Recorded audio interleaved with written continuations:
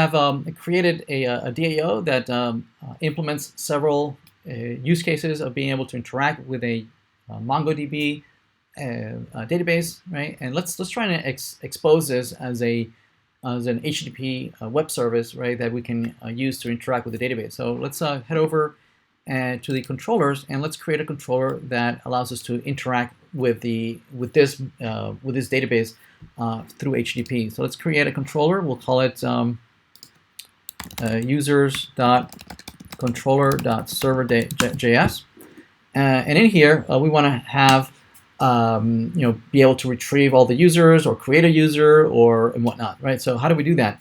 So we know that usually to create a user, we would like to do something like a post, and the URL will be something like API and then users, right? And then we would pass we would pass a new user usually through the body. So the user is in the body, right?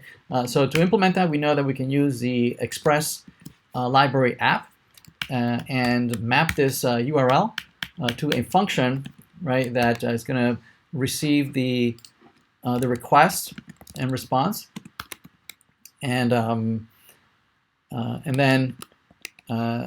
implement that so that it can extract presumably the new user, right, from the body. So body, there it is, from the request. Okay, and then we would like to be able to do is then insert it into a database, right? So for instance, we would want to use the DAO that we just created. Right? So we can bring in the user DAO. We can require the user DAO. So we can go up and then down to the DAOs and then down to the user DAO. So once we have the new user, we can just use a user DAO and do a create user and pass in the new user. So now this would create the new user. This access is asynchronous, so it's going to go out to the server, it's going to do the insert, it's going to come back with a promise saying that, hey, it was successful or not successful. So it's going to come back with the actual instance, so the actual user that was inserted.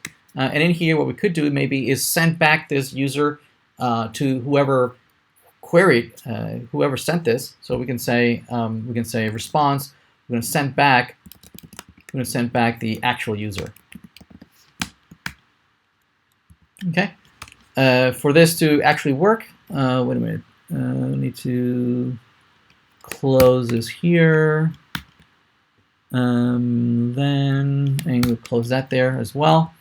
We need to pass this app right here, so we're going to module.exports. We're going to pass in the app through a function, and then we can use that app here. There we go. Okay, so there it is. So we're going to pass in the app from the server.js. Right? In server.js, we're going to import. We're going to require, right, that new controller that we just created. Call it the users controller, and we're going to pass down an instance of the app, which is an instance of the Express library, right? And then we can then implement that post.